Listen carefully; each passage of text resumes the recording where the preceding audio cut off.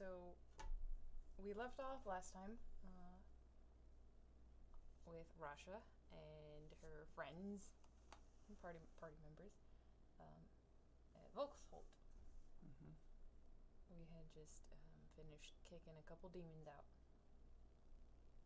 Banishing them. Well, not banishing them, imprisoning them again. Yeah, that's right. Actually. And the vampire lord thanked you. It's like, thanks, bye.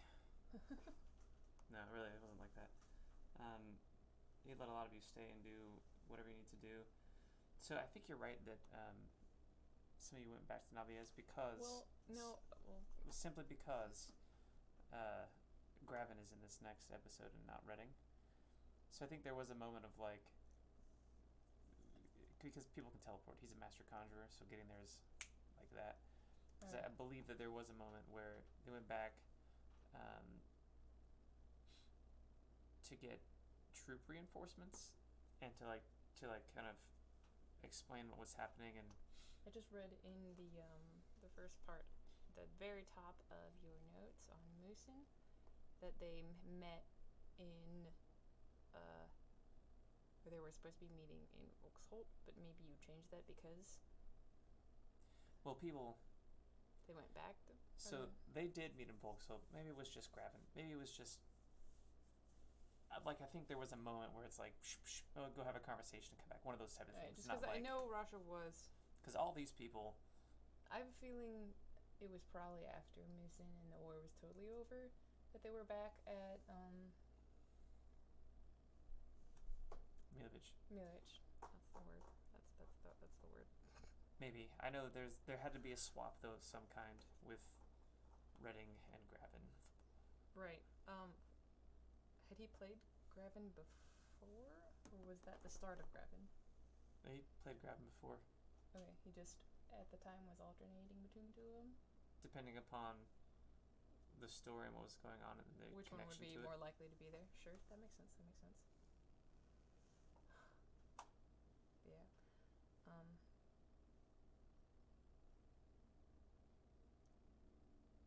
So... I don't know the, Rasha knew very little, right? She showed up to this city and they, dealt with a couple demons, and then it was like, suddenly, there's a war. It's like somebody else shows up and to she's this. Like, oh, what? Yeah, So we are currently... Go ahead. No, I'm waiting for this. Currently here in Volksholt. Mm-hmm. Right there. So after kicking them out, and you defeat the orcs and beat them back, you guys find out that the orc, from you and other people, the orc have Mussen. And other people in Erewhon who are trying to clean up after the war is like, well, it's the last place we gotta fix. So they meet in Volksholt. Most of them are already there. They take some time in Volksholt to help repair it. And Gravin comes from Elgard. Redding goes home. And at this point, Gravin is still a werewolf, as well as a sorcerer, a dragon sorcerer. Gravin was a werewolf during Mussen? Yeah, Dragon was a werewolf. Gravin was a werewolf for a long time. I didn't really find out about it until later. But he also at this point had the because this is soon after he'd kind of gotten his wits back about him after being shattered by Dorian. Oh, happy Groundhog Day to you too, Dad. Thanks, Steve. And being put back together by magic. Earlier in the war? Oh, that happened in Elgard, in his hometown. And that's where the essence of the god of magic entered Gravin. So he is... So the essence of the god of magic is within him. He's also a werewolf. He's also himself, who is a dragon sorcerer. So Gravin's got some problems with personality and not really figuring out who he is at this moment.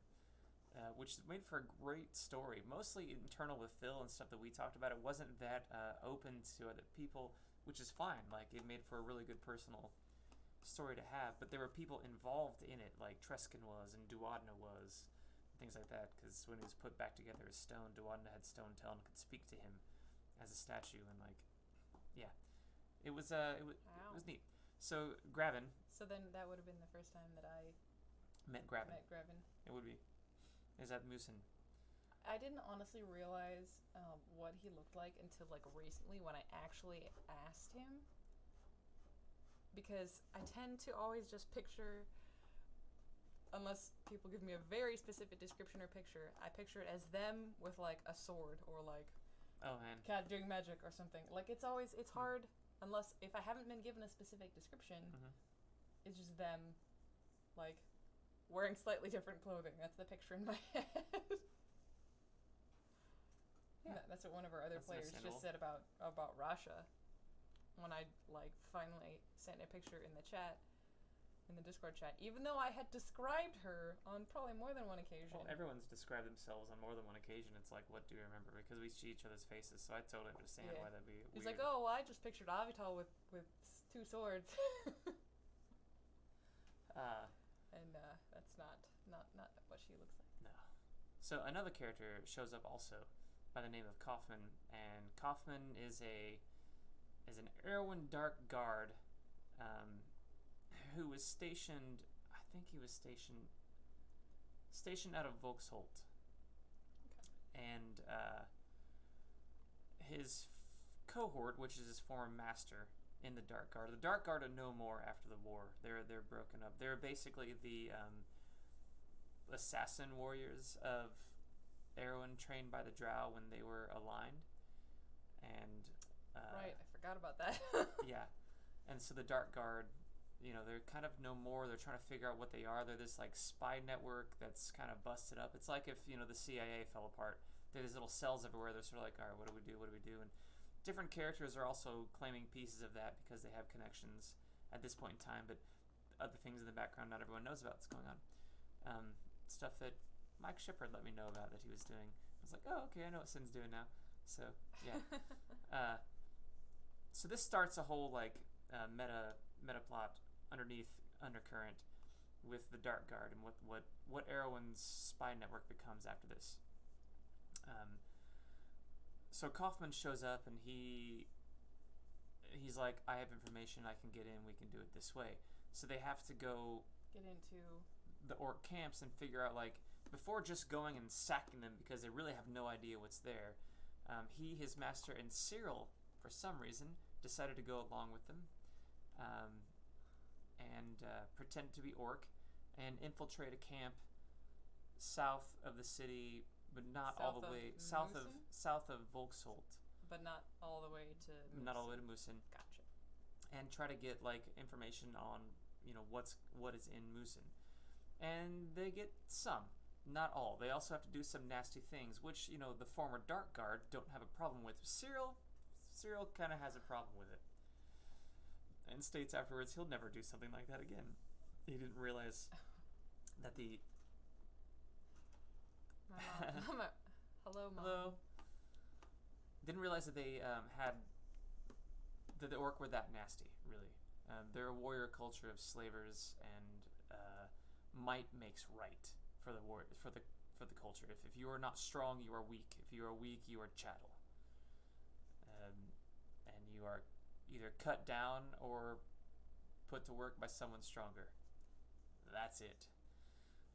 So they go and interact with the camp, and it's nasty, and they come back and they have information, but not all the information. That happens. Yep. Yeah. They didn't figure out anything about the Drow, which was great. There are very many gaps in my reception of your broadcast. That's unfortunate. I'm not entirely sure why that is. You shouldn't. Hopefully, it's. I don't think it's on this end. We're actually streaming off of Jason's computer and not mine, so it's even better than my little bitty laptop. And Ethernet, but that's not to say and that directly connected. But AT&T isn't perfect. There's also like you're gonna get ping and weird stuff. I get it when I play D&D with friends in California. Sometimes Discord just starts clipping out. Guess it's like in California. I can't. Yeah, right. My parents. So it'll happen. Distance is a thing. It makes it weird sometimes. And all of this, thanks, Mom. All this, Rasha, my character, just wasn't really aware of, like, at all.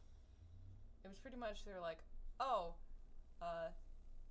this, the orcs being in Volkshold, and, now in this other city of Mussen, that she's been told about, this is sort of, leftovers of this other sort of war thing we were dealing with, but now we have to finish up this last thing so that the war will truly be over and kick the orcs out of Mussen.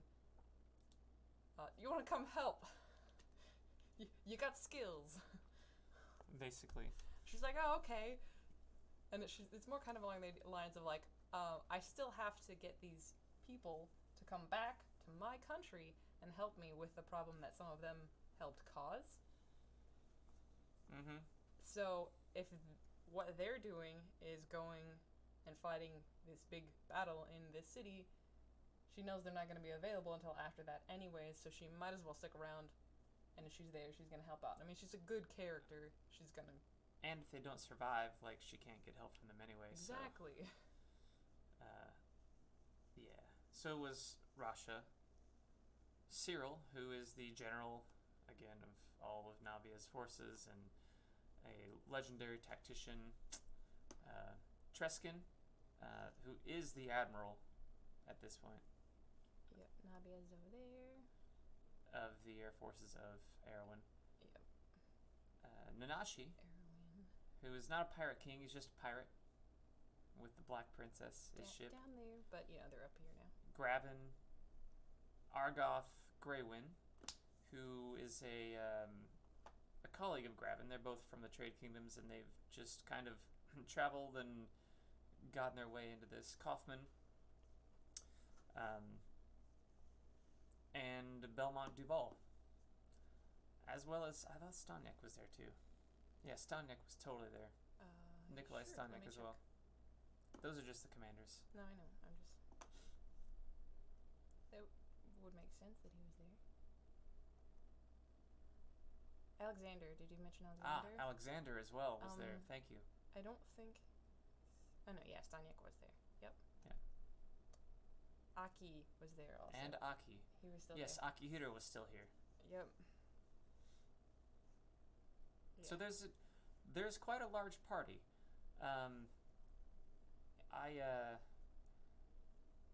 So how this one went is, Where do you want that?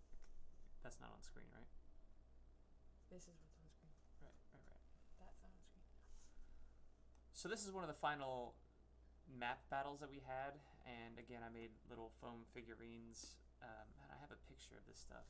If You have to go into the other window to show it it. can be shared. Where's it at? That one? Yep. All right. Go up here.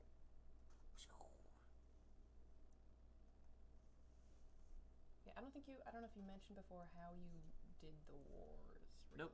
So I'm gonna kind of show Whoa. an example right I now. didn't know you had all these pictures. Uh-huh. Of course you did. Oh, that makes sense. So this is not, or is it Mussen? It doesn't matter what it is. It's Well- just that this is how it was fought. That's a terrible picture. You didn't have a good camera at that point. I didn't.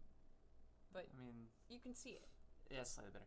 So this is picturing the Battle of Erewhon City that took place. Yeah. So all these little pieces are just paper over foam with a foam bottom, and some of them have flags in them attached to little squares with holes that they're just painted like sucker sticks, basically. Painted paper sticks with flags on them representing the country. So the base is like what faction in the country they are, what noble house or whatever they belong to. They have all the stats on it. There's no dice rolling. You just move and do the thing, and then it's over. Because I wanted it to be quick-ish.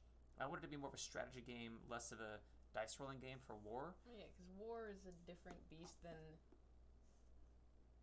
like, my small group of people is fighting your small Right. group of people. War is entirely different.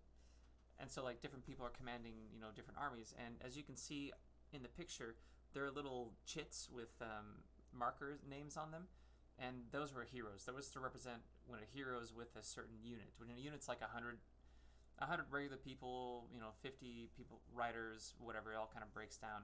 And I have a full-on rule set for this that I did co-op from some other people who made it that I found online, but I expanded upon it. It seemed a very robust system, quick and easy to use. I expanded upon it a little bit for terrain, and as you can see, written on the terrain are different bonuses and things. So like if they are occupying that space, they get that bonus. So I had this for Mussen as well, and I make these maps by hand, and I made all this stuff in Photoshop and by hand, and put these together with my friend Shane and my cousin Ron and my friend Mike, and I think Chris Knight helped out, and we got all this stuff put together to do these series of battles, and Mussen is the last one. And you can see in the top of the screen the orange pieces. That's all the orc armies. And so in Mussen it was filled with those. And there was some drow armies there too. I might have a picture of drow armies. I don't know that I do. Here, just pull that up just to see it closer. Yeah, this is a little bit of a closer picture of what they look like. This is actually when we were sitting in Shane's kitchen, and some of the first ones we did were the ones for the heroes. We got Belmont Duval there. We've got in the red and black with the lion. We've got Duwadna, which is the tree. Yeah, but this is their specific units. So different some people of them have leadership, but not all of them. and so if they have leadership, they could put a unit on the battlefield that's their own. Or like if they are a dragon rider, well, that's your dragon, and you riding it, which that does deserve its own Yeah, they're much larger it's a in dragon, so it gets its own whole piece thing. There's a Naziev there, which is for Nicola Andala. Sin Shadows for Synthis Larethian, those are his little group that he made up of spies and informants based out of the Shadows Dagger Guild. Sneaky. And then Cyril Milovich there in the blue with the white star and the gray dragon behind it. And you can see others in the corner. So yeah, we would just cut them with X-Acto knives and glue them together. And Shane put the sticks and we came up. The flags are based on actual military symbology, so they actually mean different things, Air Corps or artillery or special things, right? Yeah. So that's that. That was the fun stuff there. I think that's.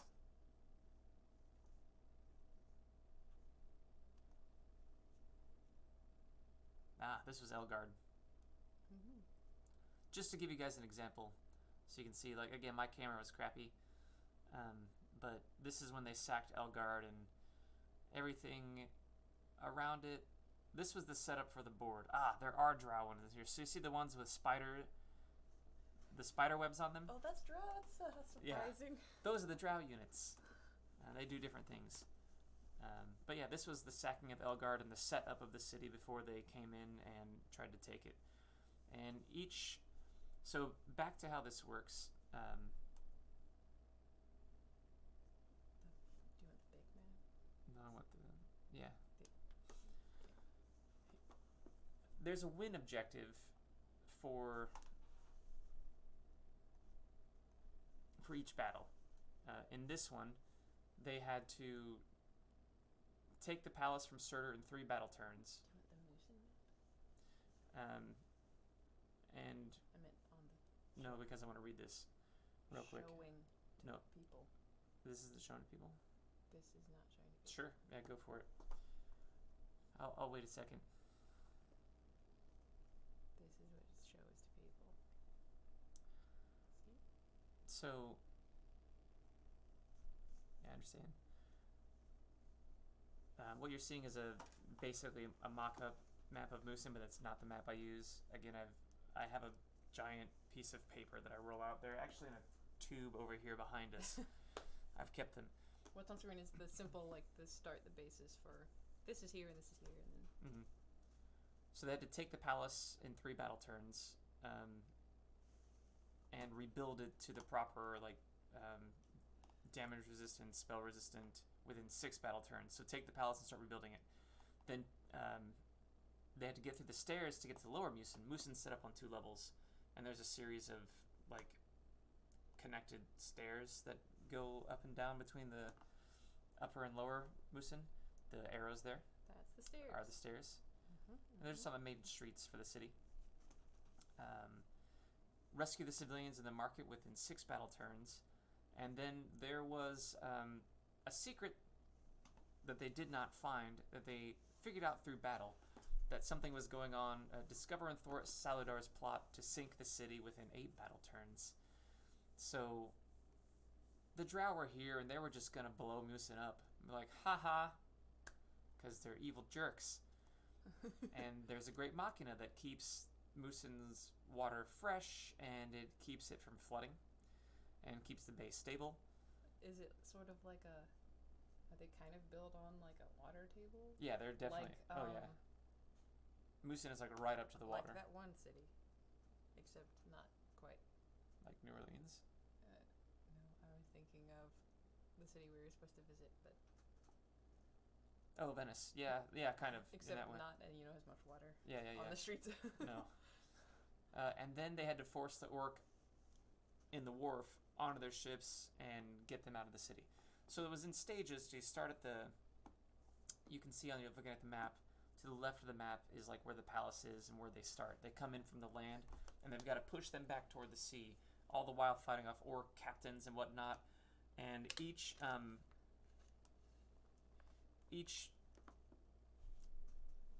taking of a place, like the taking of a castle or taking of the stairs or anything like that, is when the characters disembark from their units and go do a heroic opportunity to fight orc captains and other people to get them out of there and overcome, so that their body of forces are moved back because their captains are put down, and vice versa. The orc can do the same thing, but in this instance, it wasn't a battle of back and forth as much as it was these guys just had to take it, and the orc were well entrenched, and they knew it. So the lose conditions for them were Surtur's forces destroy the palace within 3 turns, because that's what they were trying to do. They knew that they were coming. They're like, screw this, we're going to take the palace out. The allied forces don't control the stairs within 5 battle turns, because if they don't, that means they're not stopping the orc from reinforcing the north side of, or the upper Mussen at all. The orc just control the stairs and can send troops no matter what and force them out of the city. Surtur forces kill the civilians within 6 battle turns, so the civilians held in the market, they were there that's where they were being held for slaughter and slavery, essentially. They were basically held hostage against the forces of the allied forces here to put out the orc. Saludar forces flood the city within 8 battle turns. Again, that's the underground thing that they didn't find out when they tried to do a little recon, but they found out during the play. That's good. Erewhon's forces specifically are routed or defeated. That means that anybody from Erewhon, they get the socks knocked off of them and sent packing. And Navia's forces are routed or defeated. Same thing. And then there were heroic opportunities in the palace, the stairs, the market, the underground, and the wharf. So, off to war. It took them 11 days to get to Volksholt with all their armies that had gathered... 11 days to get to Mussen from Volksholt with all their armies gathered there. And once they arrived, the battle ensued. And... yeah, so there was a lot of battle. Now, for actual playing... this meant that I, as a player, didn't have anything to do for many hours. You also didn't want to play that system. Yeah. It didn't sound interesting to you. No, I was like, that's not, that kind of thing doesn't make my brain happy. Yeah, but there was still the game being played. Right. It just meant that, like, I wasn't, I was, like, reading or something. Until it came time for a heroic opportunity that Rasha could participate in. And those were determined by the little... who had their piece on what unit. Yeah. So in the battle, they came in and they barely got to the palace within 3 turns, sacked it, and barely defeated the orc captain in there. but they grabbed it, and after that, the orc attempted to make play to take the palace back, but they never succeeded. They did guard the stairs fairly well, and there was some of a mix-up in some tactics between Nabiez and Erwin. Erwin was doing pretty well in pushing different places, and Nabiez accidentally got themselves into a choke point where they couldn't move, and the orc were set up all around them, so they had to move only 1 or 2 units in, and each time they did, the orc just picked them off. So Cyril had a bad day being a tactician, and all of his forces were sort of delayed getting on, so they almost didn't take the stairs in time. Many of the stairs were taken except 2, which were taken just barely in time, and Rasha was involved in that. Yeah, there was it was pretty much at the beginning of the fight, they had said, or at the beginning of the day, right, the game, when we were going to do this battle, they said, all right, Rasha, like, where would you be, who would you be with? And I guess I was apparently with Argoth and Kaufman. I don't know. Anyways, but I was able to help out with the heroic opportunity on the South Central stairs, and this was the map that Jason made for that. I think this is honestly one of the last times that I ever actually played on an actual grid map. Yeah. So, like I said, I'm okay with not doing that. I'm okay with just the narrative, like, we're fighting and there's this many people and you're, okay, how many can I attack? All right, I do this, whatever. I'm fine with that. Maps are all fine too. So I had, when we play with such a large group, there are different people who like different things, and I somewhat wanted to try this. Because I'd not done it before, and in battle it kind of makes sense, and there are more variables than descriptors. So, for each of these situations, do you have are the mini bosses actually pulled up that people can see? That? Nope. What else is there? Yeah, go back to the map if you would, please. It's okay. I think it's on the other screen, and that's all right. So I have everything for this.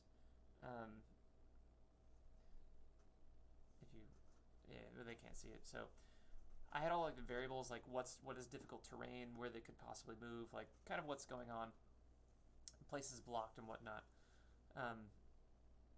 And you can see on the screen like dead bodies and rubble and stuff like that, making hidden terrain and carts to get around. So there's only like one way in and one way out, really. So the orc had made it a choke point that characters had to come in and fight them on. And these battles went pretty well, 1v1 or, orc versus players. It wasn't just an orc, it was like an orc and captain and his like guard with him, whatever that may be. And they all fought them. So this is Sudzentrautrep, which, Erwin is kind of like German-esque. So I used German. A bit Germanic, sure. To describe their, though they're in a desert completely. It's like if Rome and Germany lived in Egypt. That's kind of how they are. That's kind of how I imagine Erwin. Their culture is like Rome, Germany, but they're in Egypt instead. So there's a very harsh environment, and they're, the Mussen's a seaport. So again, it's in a kind of a more tropical environment and it doesn't have as much problems with, sand and desert. It just has problems with, water possibly flooding the whole city. Yeah. If the Machina blows up. Yeah. And orc right now. Currently. So I did these maps, and even the palace had maps. I have all the maps for this still, so that when the characters got to that, they could do I move this many spaces and do this thing, and it definitely took longer, which is why I don't generally do this, because theater of the mind can be easier and quicker. Yes, but I had some people request that we try this, so I did, and I made some pretty maps for them to try it on. I greatly appreciate that my character doesn't have as many issues with difficult terrain. Yeah, usually you zip right in. Well, You weren't mythic yet, though. no, but she still was better. Scout. Oh yeah, scouts are like very much better with difficult terrain. Now she can just walk on literally like anything almost. Water. It's the tip points of punji pits. You know, it doesn't matter. Whatever. She can balance on a molecule essentially. Oh, she can't stand on water. She can't stand still. No, but you can on like a. Right. Yeah. If there's like a trap. Oh, pit trap. Whatever. I'm just gonna walk across it. She's like, oop. Let me just. Doot, doot, doot, doot. It's crazy. She's not an angel, but she is dancing on the tip of a pin, essentially. Truth. How many angels? One dervish dancer. That's all you need. But yeah, we so I don't remember actually exactly how it went, you know?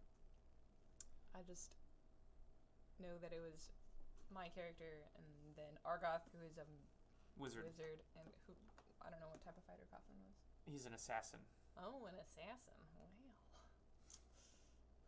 So, you guys made pretty short work of this group. We did. And it was, though they didn't know this, it was I have what they mean. I have a clan somewhere. Probably have it on the other yeah. Here? Yeah. I think. Again, this is not showing on screen right now. Because you don't have the names in this doc. No, it's not this which one. Was super annoying to me because I had to reference several documents to figure out which encounter I actually was in. It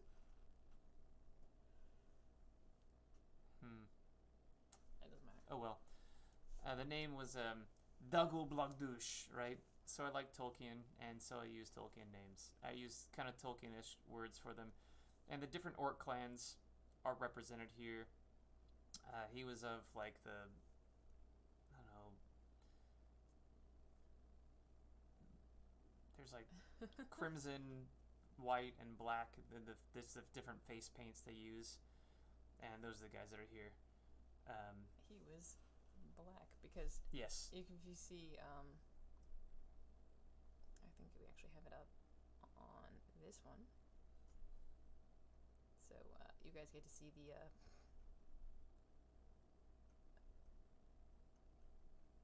document here. South Central Stairs. Demon blooded sorcerer. Yeah, so again, this is one of those, if there's already an NPC, I just use the NPC right for the stats because it'll work out perfectly. And this was something that existed already. Where was the... I know... It's probably in the base. Mussen thing somewhere. Yeah, no, because there was a description. Yes, here they are. It is. Yes, I did have these. South Central Stairs. The Gublagdush. As they come, so in this specific, each encounter had a little description that I would give before they got into it. So, for specifically the South Central Stairs that Rasha fought in, as your armies battle back the enemies of Surtur, you enter the stairway to seek out their commander to defeat, rout his forces, and take the stairs. In the stairwell is a ramp leading down with stairs on either side. Many obstacles lie in your path of entry and exit. You see an orc. He wields a flaming great axe and wears no armor. Black markings like blood drip from his eyes and are on his clothing. Roll initiative. You know, that type of thing. And this is where I've set up like what the difficult terrain is, what the obstacles are, so when they try to move through it, I try to set all this up so I don't have to look through a bunch of books. Again, I write a lot down, so I don't have to, in this book I'd look here. I'm like, nope, I just put it in the document, and what I need is right there in the document, or I put a link to something if I need it.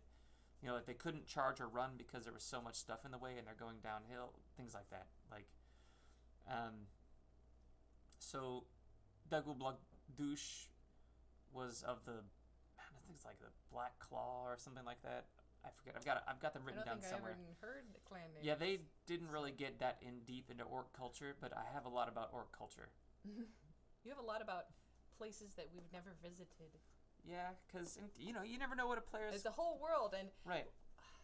You just never know what players are going to go do, so I tried to have a lot ready in case they wanted to deep dive into something. As an aside, you do not have to be this in-depth with your campaign, especially if you're just starting. Even if you want to play in your own world, start just with like one thing, two things, a couple places, and go out from there. This was a campaign that at this point, when this battle happened, Jason had been running for 12 years. Yeah. 12 years already. So it's a very fleshed out world. Very, very fleshed out world. Yeah, extremely. And I did a lot of it. I did some of it during play. So I'm like, all right, they're going this direction, so I'll flesh this out more. But, like I said, one of my oldest documents goes back to 2004, and that's when I really started to write the world. Yeah. You started writing the world before you ever ran in it. Yeah, like a couple of years. And so there was a lot there already, and I just wanted something that felt alive and moving. And I knew in the future I would turn it into a book or a graphic novel or something. So I wanted it to be very well fleshed out. And I think it was in the end. I think so too. I'm also a huge fan of anthropology and history, and I would look at our history and our mythology on Earth and how things were there in like the Bronze Age to the Iron Age to the medieval times, and kind of base things not on like societies, but looked at how it worked, understood what like a different race was like in D&D, and then kind of created a culture, made up a culture from there based on what D&D had, and within like, this seems realistic for sort of what's happening in the history of the world that I'm writing, so here's a full-on culture. I mean, you pulled stuff from Pathfinder too, right? Yeah. But not as much, honestly, mostly just classes and stuff like that, not really like many other actually no other races.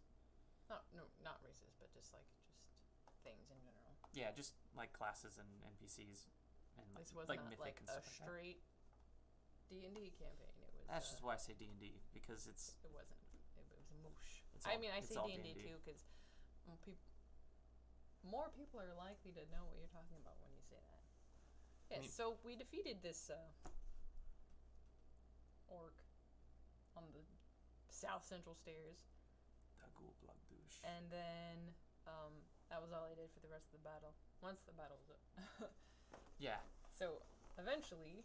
They.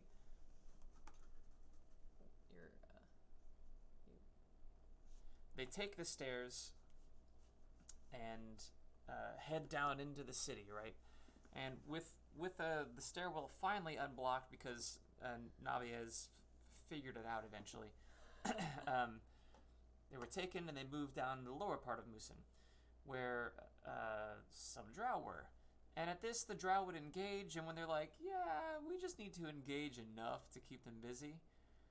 And the orc were engaging, and they were making ground, but not getting all the way through. And it was tough. They finally battled their way to the market, which is the square in the center of the map. Square. And let's see, it is. Where's the Heroic Opportunity Maps? Yes, thank you. Right there. Market. Mussen Markt. Right? It'll show up in a minute, I'm sure. I hope. Yay, technology. What the heck's going on? There we go. Whoa. I fell in. Nope, don't want to get DMCA. So, this is the Mussen Market. And as you can see in the center, there are people in a cage surrounded by fire. That's because one of the Rage Flame... Ah, yes, the Rage Flame clan. That is what they were called.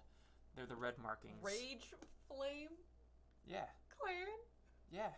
They're orc. They're not extremely creative. They're very direct. I mean, you wouldn't laugh. This druid was no joke. I'm not... It's just funny. So, they had to come in, take the market with their units, and then do the heroic opportunity to free the people here. And the commander. Yes, and they almost didn't achieve this either. Cyril had a very tough time again in battle, but Belmont was also here fighting off a druid and a couple other orc captains. But the druid was able to utilize walls of flame and his felicity with fire to threaten the party and nearly kill off the prisoners. And they stuck around here for a moment afterwards, seeing the carnage in it, to try to clean it up once they defeated the boss here. And then moved on to push them onto the wharf and out of the city, where Nanashi came in with his ships from the sides to help move them out. Pirates! Yep, pirates helped Erewhon. This is where the pirates and Erewhon kind of started to get along. Now, the Goblin King was here, and Ragnar really wanted to fight the Goblin King. And I really wanted Ragnar to fight the Goblin King, because he wouldn't have made it again. And Ragnar is BA. Definitely a BA character, but he was not as BA as the Goblin King at this point in time. He just had a fight boner for the Goblin King. So I wanted to give the character... That lasted. Yeah, it lasted for a long time. Long time. I wanted to give the character every opportunity he could have possibly had to do it. And funny enough, Ragnar never fought the Goblin King. It just was never the right time. They actually, like, the other characters actually stopped him in this. They're like, no, I'm going to go after him. Like, we just need to get him out of the city. And they did. They managed to stop the barbarian that's mad all the time. But I believe it was Kaufman, or maybe Treskin, or maybe Cyril. I know actually it was Cyril, who went back to the market because they got them out in 7 battle turns. And a battle turn is like a period of time. It's not a round, right? It's like a longer period of time. Troops so they go back to the... Right, like exactly. That. Yeah. They go back to the market and attempt, to look around. Does the other market map look different? Oh, no, show it. Yeah, it's not different. It's just another side of it. So this is like 2 maps I taped together in the back and put it out, and they could, run around on. And oh well, I think it's on here actually, which is what they got to find. Oh, okay. Maybe yes. So here you can see, there are bodies of people they had already killed and laid here, and things that had happened. So they come back around to the market, which the pool, the fountain is where it connects, left and right, to find this little trap door over here. They just accidentally find it, or what? No, he made his search check. Right, but like, why did he make a search check? Like, why? Because how did that happen? Like in play, like why? They didn't have enough time to really check it when they were here at first, so he wanted to come back and check in case there was anything that the orc had hidden or what was going on. And Cyril found this trap door, which led to the lower parts of the city. So not all of the win conditions had been met up top. Like, they're still pushing out and cleaning up and defeating some orc. So Gravin stayed up top as a hero, and Cyril grabbed the rest of the heroes, and they went down into the tunnels. Yeah. I forgot totally. I don't even know if some of these things, I don't know if I ever knew. It was more just kind of like, hey, we're doing this now, let's go. And Rash was like, oh, okay. Every hero, except Gravin, piled into the tunnels. Uh-huh. And, one sec. I'm gonna reload this.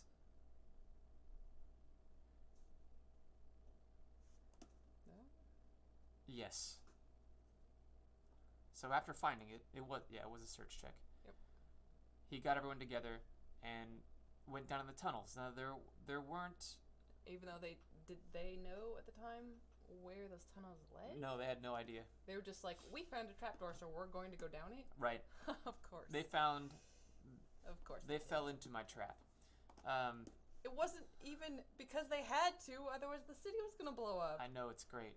The drow are really nasty. So it says, you go into the tunnel.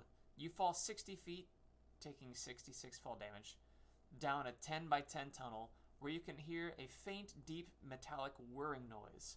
As you approach the open-ended doorway,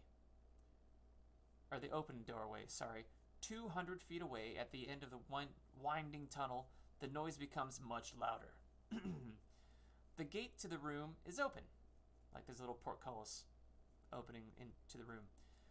As you enter, you see 3 drow near a large orb-like mechanism with 2 arms on either side. I have a map for this also.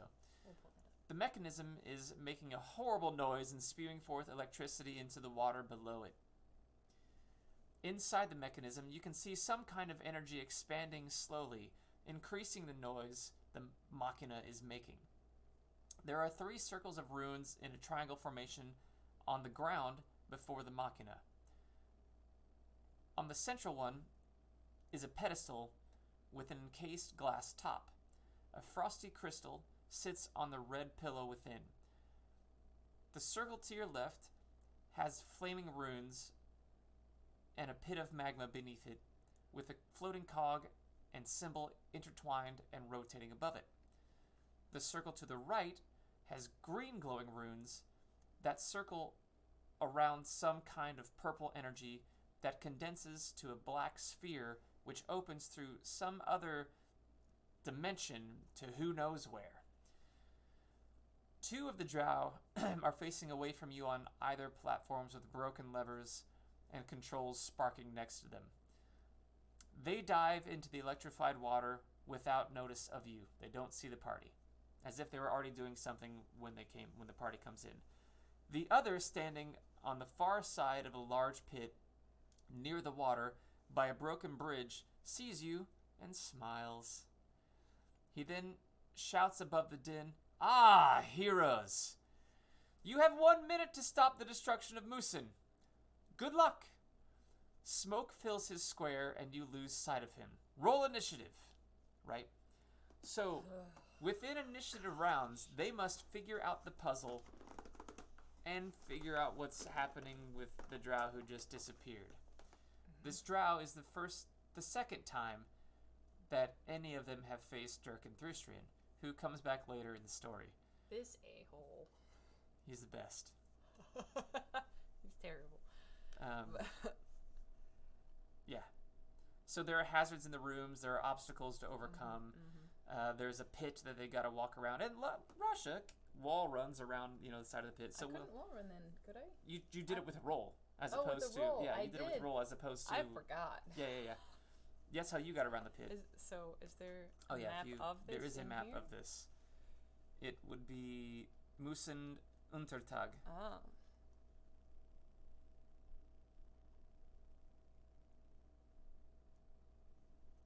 But yeah, I forgot. I forgot what I did because so So this is the map of where they come into. As you can see, there's a little doorway over here at the bottom of the map, and they walk in, and these are the runic circles. There's a giant pit. There's the big armed thing that's surrounded by fire and sparking on 2 sides, and the water down here that the 2 drow jumped into, and one in front of it disappeared at, and the growing orb in the center of it, getting ready to blow it up.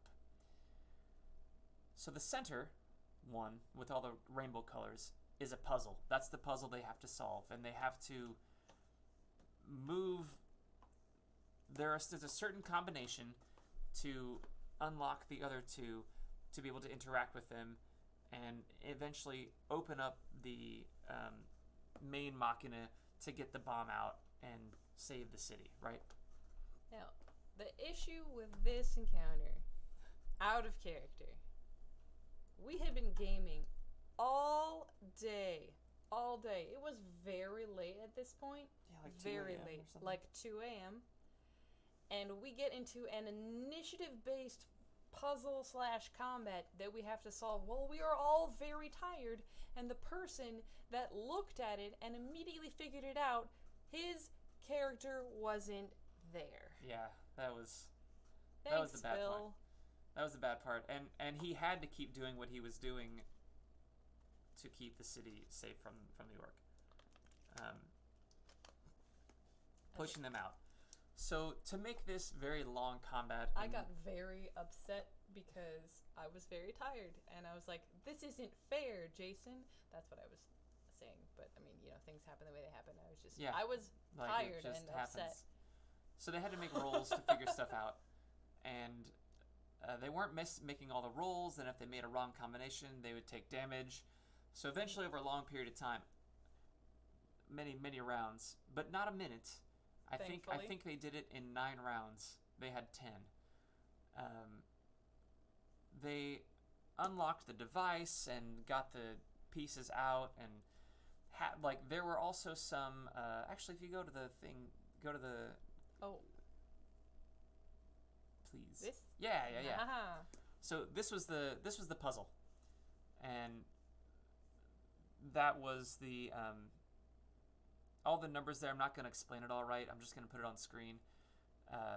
Those are the combinations. Like the runic dial had to be turned to specific letter and number combinations, or color and number combinations. And there were instructions, but they had been destroyed. Mm-hmm. So they had clues on how to solve it, and they eventually figure out how to solve it. The number and letter, or the number and symbol and color combinations. During this, Thrustrian shows back up and starts fighting them and thwarting them. So it's like some of them are being taken down by him, and when it gets to like 2 rounds, he's like, "Well, you're not going to figure it out," and he jumps in the water and goes away. He's like, "See ya, suckers! You're all gonna die! Ha ha ha!" And luckily, they actually figure it out, but not before the bomb would be destroyed. Or the bomb is still gonna go off. So I think someone teleported? Yes, somewhere? Argoth did.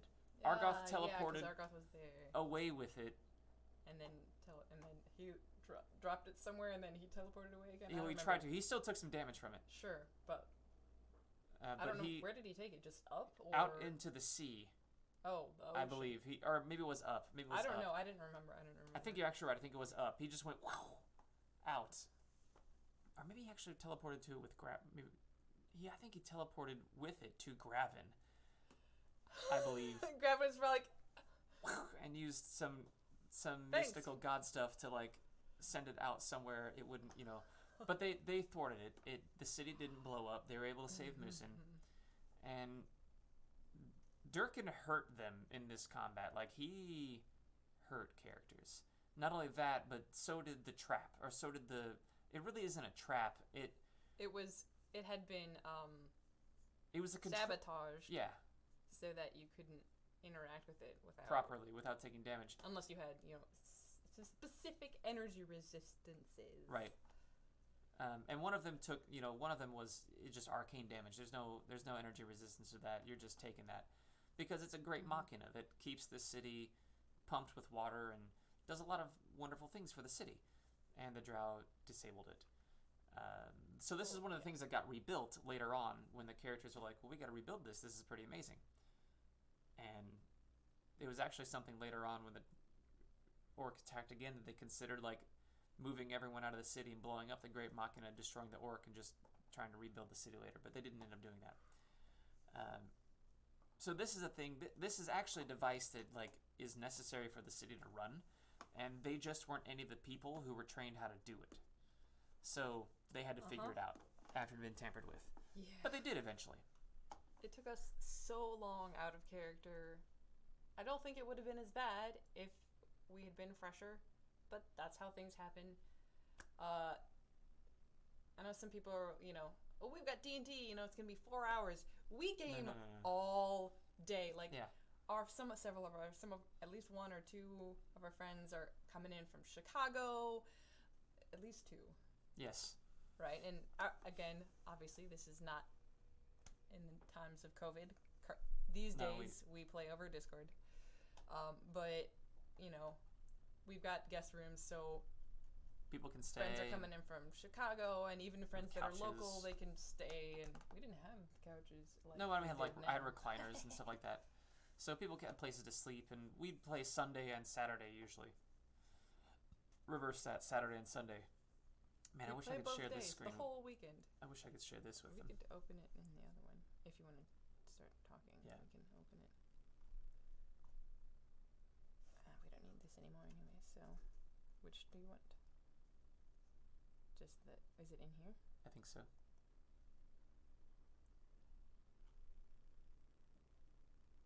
Yeah, it's gotta be. Yes. That's it. So this was essentially the puzzle. And as we're getting close to the end of the stream, I just wanted to share this. As you can see, the damage it would do, the correct color and number combination was also on each. Okay. This is what I was looking at, and again, Phil figured this out pretty quickly after like maybe 3 rounds of everyone trying to figure out what was going on, and I need to read this. The clues, like they made skill checks to try to figure out some clues. They used disable device to know what combination lock and pedestal and other circles to look for, and there were also different pieces they had to like take from one place and put in another and remove from. Essentially, they had to get the globe off of the center and take that and put it in the machina and remove the bomb, and so this was the whole puzzle right here. And there's a secret door in here that if you can breathe water and are immune to lightning, right? Since because the water was electrified because they had damaged the machine. And the drow had made certain that they could drink 2 potions and jump in the water and be fine. They made that noise too. Yeah. But for those of you, this is maybe a lot to read, but I just wanted to put it up for a minute. To anybody who was curious, this is what it was, and this is what they had to. This was completely of my own design. I didn't use this. I still look at this and I'm like, I have no idea what this means. I didn't use this. It was a logic puzzle. This is an absolute logic puzzle. Logic is hard at 3 a.m. And I took some of the clues away to make it an easy logic puzzle. There had to be inferences and trial and error to get it right. Knowing that there wouldn't be enough trial and error, well, okay, at 2 a.m., different story, right? But getting to it normally. And the fact that we were in rounds, so it's this person's turn. Okay, well, we get this one try at something or whatever. Right. Because you had a minute to solve the puzzle. Yeah. Now the minutes took a long time because we had enough people so that like I gave them like out of character time to try to decipher what information they were getting. That's why I said we probably ended up like 3, 4 something. I think 4 a.m. is when we ended. We actually ended. Oh. But as you can see, the disable device, decipher script, and search checks allowed them to put the clues together and move things and come up with, what the puzzle actually was, what they were supposed to actually do. And while they were trying to figure this out, consider this as like the last thing, they had to fight a mythic 20th level drow. And we were like 13th assassin and 14th level at the time. So he could just hurt them and make it harder for them to achieve and this. And he had mirror dodge. But he also didn't want to die himself. Yeah. So he got out when he left figured. When he did, and that gave us a little bit extra time. A little reprieve to figure it out in like literally the nick of time. They had a round. Yeah. But congratulations, you figured it out. I'm actually very proud of this puzzle, and I did ask my friend Shane Terrell, because I came up with a logic puzzle, and I always like to get feedback. I'm like, all right, I have this puzzle idea. What do you think about this? Before I put the clues in, he read over it, and we fine-tuned it a little bit, and we're like, yep, that's solvable now. Like, it's not instantly solvable, but it is solvable, and you have the clues you need to solve it. I'm like, great. So I threw it in. And that's that. That's the wharf. Let's see, Faustrock the Goblin King. No one ever did a heroic opportunity with the Goblin King, did they? No. That's good. No, they actually avoided it. As much as Ragnar wanted to do it, they just blew up his ships and his units, and they retreated. So the orc retreated from Mussen, sailing out from the Erwin Sea back to Surtur. which is Pergam. Back through down here. Surtur is down here. But yeah. Yeah, they had to sail all the way down there because that's the only port city they have. That makes sense. Is in the Blood Oh, that's Sea. not a... I see, that's a... Oh, and that's... This is Big-ish. not... It looked like it was close, but it's not close to the edge. But yeah, so... Rasha left home and traveled for a while, and suddenly there was a city that was infested with orcs and demons. And then she helps in a battle in a war that has nothing to do with her, but she needs these people's help. So they were all very tired and out of character. Did we even play the next day? I don't think so. I don't remember. I think we were all just kind of chilled. We just chilled and relaxed the next day because we had there may be gone some so role late. playing. Maybe a little bit, yeah. But I guess when you guys went back to Nabia as a fish, like everyone kind of went their own ways about their own lives, like. Yeah, but when we actually like started scenes in Nabia's, that was a different weekend. I'm pretty sure because I remember being outside at least. Oh, yeah, you're probably right. It was light. Well, it wasn't. It was Was it that spring or the next summer? day? Yeah, I think so. Well, no, because the other game was in like January. Oh, The first game was winter. Was in January. Yeah, but this is when I was not running games every month. This is when I'm like. Oh, okay, yeah, that's true. Working, doing stuff. So this is. They were also spring. such big games. Yeah. Yeah, that makes sense. That makes sense. So at this, like, everyone kind of goes back their own way. Erwin has been, they've defeated the king of Erwin the 22nd, and got rid of his crazy butt. And they have pushed the orc and demons out of Volksol. They've pushed the orc out of Mussen. So now Erwin is, like, finally done with battle, and this is why Stanyek is here, because he has family in Mussen. And he's here to negotiate, with the new Council of Erwin from Caranthus, because the Caranthic Empire is an ancient, long-standing empire, and they have ties with Erwin. And he is from Bulara, over here. Caranthus is up here. So he's come, and he's helped his cousins in Mussen, and the people in Nabias go back, and they've made a treaty with Erwin. So this is sort of like the dust is now fully settling, and people can kind of get back to their lives and do other things, do what they need to, and start rebuilding and doing all the good stuff like that. And there are whole stories about what's going on there. But Rasha was finally able to speak with Cyril and Ragnar and those folks. Yeah, I was just gonna kind of end there. Yeah. Without talking to anyone. That's fine. But yeah. So after the battle's over, several people just kind of head back to Milovich.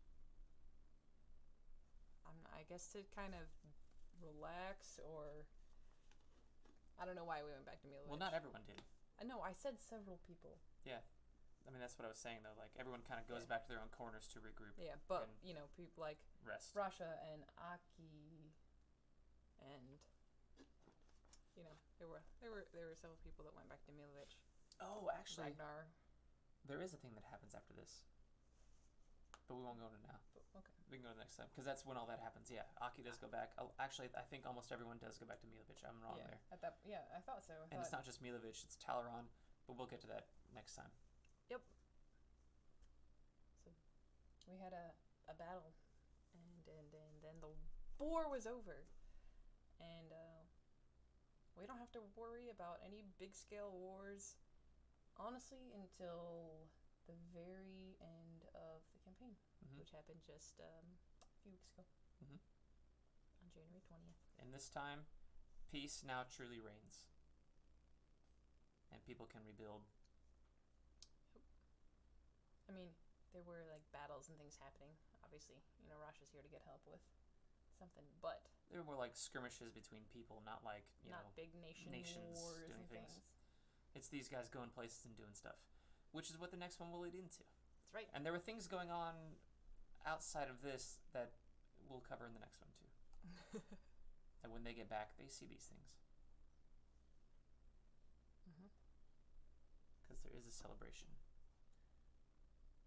Yep. All right. Thank you for watching, whether you're watching live or you're watching later. For joining me and my husband and Game Master Jason. Hello. It's been fun. This is fun. I like doing this. It's nice to talk about things. It's very nice. But yeah, thanks for being here, and we'll catch you all later. Bye.